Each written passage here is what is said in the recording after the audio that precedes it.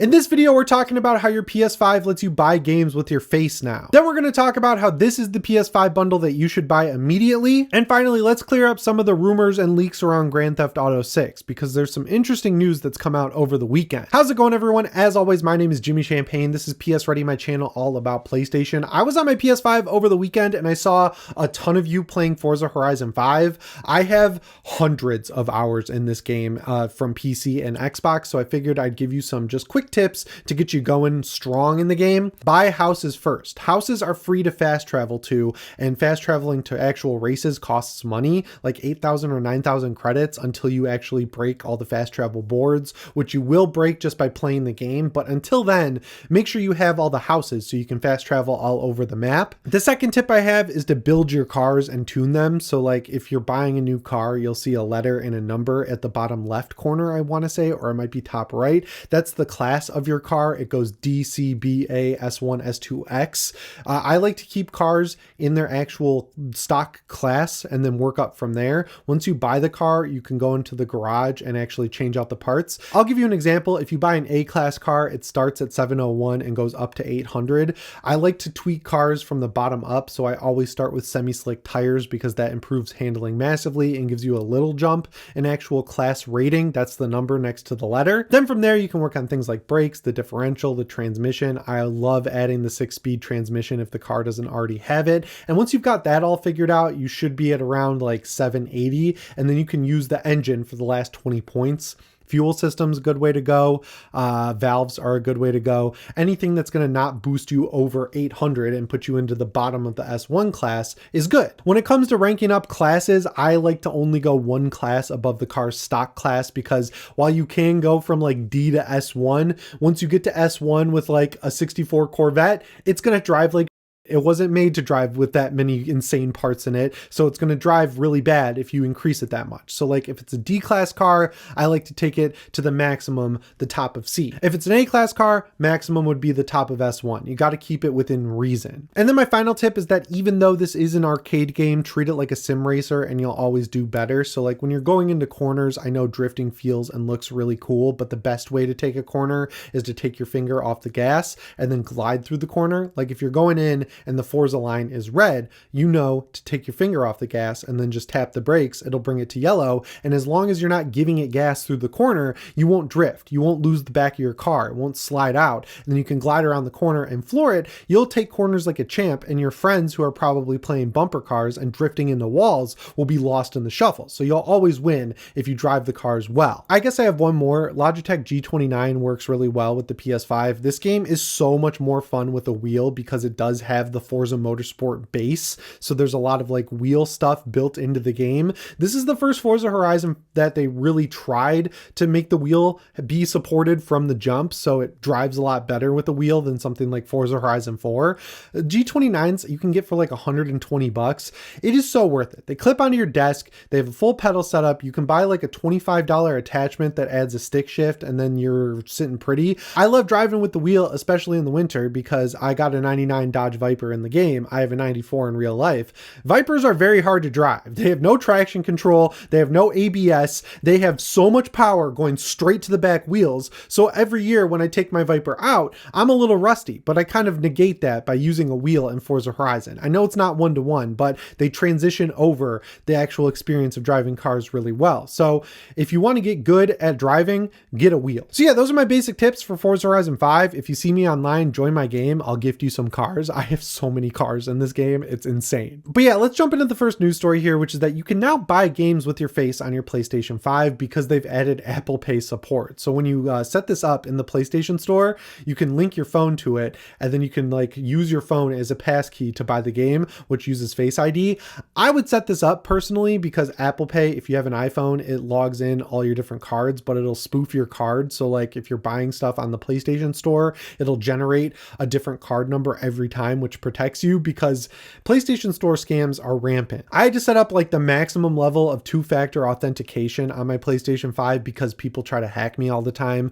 It's super annoying, and I have been hacked once. It happened right before my wedding. People were able to hack my PlayStation account, spend a bunch of money on my debit card, which drained my account the day before my wedding. Then I had to spend hours on the phone with Fifth Third trying to say I didn't buy this shit, it wasn't me. Then they give me my money back. So then I had to go to the police station and get a police report that I could then send to the collections agency to say, hey, I did not spend this money and it was just a headache you don't need to deal with. Apple Pay is super secure and definitely worth using. I like how hard Apple and PlayStation are integrating with each other this generation. We have Apple Music on the PS5. I'm an Apple Music user, so it's great to have all my playlists. There have been multiple promotions where you can get a year of Apple TV Plus for free just by having a PlayStation Plus account. At first it was like 6 months, and then they bumped it up to a year, which is awesome. Traditionally, you have to buy an iPhone to get that deal. And now you've got Apple Pay support built right into your PS5 console. So I would definitely recommend using this if you have an iPhone, because A, it's easy, and B, it's secure. So that's great. And that brings us to the second news story here, which is that you should buy this PS5 bundle immediately. I know the tariff situation changes every day, so I don't really want to talk about it anymore, honestly. I just think prices are going to continue to go up as time goes on, because component manufacturing is very expensive and shipping things in from China to other countries is expensive. I just saw over the weekend that in Canada, there's now a duty tax on the Steam Deck, despite, I guess, Trudeau said that the gaming consoles were going to be exempt. Because the Steam Deck is a PC, it gets the duty tax. So people are paying more for Steam Decks in Canada than the MSRP. The same thing could happen here in the United States or over in Europe any day of the week. And I would buy this bundle specifically because it comes bundled in with 2 years of PS Plus Premium at a really good price. Now, traditionally, I'm super critical of PS Plus Premium, but for this deal, I think it's worth it because there's a pretty hefty discount. The bundle is for a disc drive console and it costs $579. So if you do the math, you're saving over $170 on what it would cost to get 2 years of PS Plus Premium.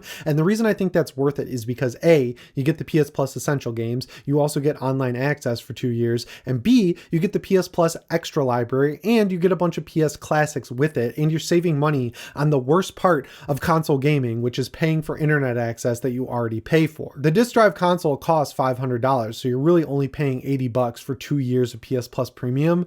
That's an insane savings that would be kind of dumb to pass up, especially when you're getting the console for MSRP. And I know that some of the bundles come with games like the Astrobot bundle. There's also an upcoming Black Ops 6 bundle, which should be cool for people who want Black Ops 6. But the amount of games you get access to with the PS Plus Premium subscription kind of gives you a really good value in terms of what you're able to play right out of the box day one. Like if you just buy this console with the 2 years of PS Plus Premium, you get access to all of the best early PS5 era games and a ton of the best PS4 era games. I think God of War Ragnarok might be on there at this point. God of War 2018 is on there. Ghost of Tsushima's Director's Cut is on there. I'm pretty sure Horizon Forbidden West is still on there. There's definitely one of the Final Fantasy VII's on there. There are so many games in the PS Plus Extra catalog that like you don't even have to buy a game with this console. You can get up and running from day one, which would be great. And then you can use the 2 years that you already paid for while you're playing these free games to save up money to buy some of the newer games that aren't available on the service. It's really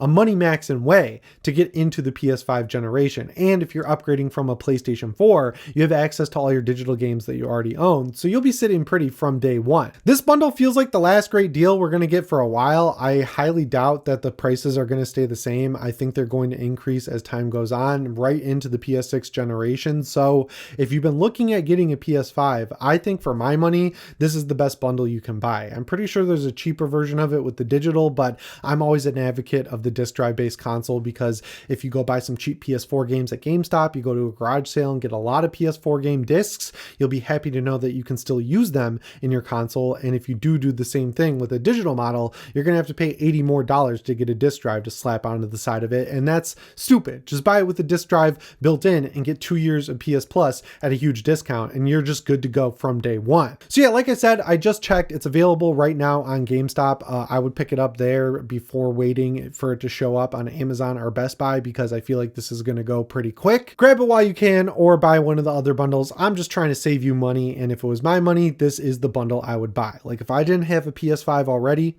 I would just go buy this right now because it's a great deal. And finally, let's talk about GTA 6. The hype is exploding for this game. I saw comparisons all weekend from GTA 5 with Franklin with his shirt off to Jason with his shirt off. And while GTA 5 in its enhanced mode still does have really good graphics and pretty realistic characters. I mean, just looking at the detail between these two characters is absolutely nuts. I know it's a video game character, but like, I work out a lot. I lost a lot of weight. If you guys didn't see, that's my goals. I want to get to that level of physique. Like, that's absolutely insane how fucking jacked they made this character. I know it's probably unachievable, but like, set your goal high. And if you get 80% there, you're still going to look pretty good when you take your shirt off at the end of the day. But yeah, a lot of people have been thinking that because GTA 5 came out like 13 years ago, they've been working on GTA 6 since the day GTA 5 came out. That is not the case. There's a former Rockstar artist who watched the trailer for GTA 6 and gave his reaction to it. He doesn't work there anymore. And he let us know that they actually started working on GTA 6 right when Red Dead Redemption 2 shipped in 2018. So that would make the dev cycle for GTA 6 about 7 years, which is definitely longer than other games like from Sony or Xbox or anyone else. Usually games take around 5 or 6 years to develop at this point, but the amount of work that they were able to do in that 7 years is absolutely insane, and other devs should take note of what you can achieve when you have infinite money and people all committed to one goal. Another huge rumor from an ex-Rockstar employee that came out over the weekend is that the single player is done, like they're finished with that, but the reason that they ended up delaying the game is because of course, GTA Online. If you guys don't remember, back when GTA Online launched, it was a mess. It didn't work all that well. It was really hard to get into a game. You would get booted out constantly. It had low frame rate. It had tons of glitches all over the place, and it took a long time for them to figure out what GTA Online was. Obviously, Rockstar made most of their money off of GTA Online in the past decade or so, so the reason they're delaying GTA 6 so much is so that the launch of GTA 6 Online can be absolutely perfect. It seems like they want it to launch day one with the game instead of months after like it did with GTA 5, but with that in mind, they are treating it like a completely separate game. They want to make sure that the servers are ready to go at launch, so there's not going to be downtime for the first week while everyone's trying to log in, and I think that's good. I hope it ends up being as cool as it looks or sounds from what we've seen from leaks. I think day one they're going to go for the role-playing aspect. If you don't know, there's this company called 5M, which was like an external software you could add to the PC version of GTA 5, and during lockdowns everyone did this, so you could role play as a cop or like a janitor or a hitman or whatever. Then Rockstar bought 5M and let them make it officially for GTA Online, but you still install it separately. It seems like GTA Online for 6 is going to be a platform like Fortnite where they can update it all the time and add in different characters and things for you to spend money on. And then the last rumor that came out that I think is pretty cool is that allegedly you're going to be able to travel to Liberty City. Now, I'll believe this if I see it, but there are tons of Liberty City license plates all over the new trailer, which is kind of teasing it. Apparently, Lucia's backstory is that she came down to Vice City from Liberty City, which is cool. And that would just be an insane reveal. I mean, back in the day when you would play a GTA game like San Andreas, there are multiple cities in that game, like Vegas, San Francisco, and Los Angeles, their versions of it. It would be so awesome to bring that style of GTA back by letting you travel. That was the plan for GTA Online with GTA 5, but they never really got there. I hope that idea makes it to GTA 6 because it would just be incredible. So yeah, the wait of a year is going to be long, but it seems like they're really working hard to make this an incredible experience. And I mean, Red Dead Redemption 2 is still one of the best looking games to this day, but even comparing the GTA 6 trailer to what we saw in Red Dead Redemption 2, it looks absolutely phenomenal. And I'm getting back on GTA 5 because I just need some GTA in my life. So if you see me online, join my lobby, play some GTA Online with me. But yeah, that's all I've got for you in today's video. As always, my name is Jimmy Champagne. I'll see you in the next one. Thanks for watching and shape on.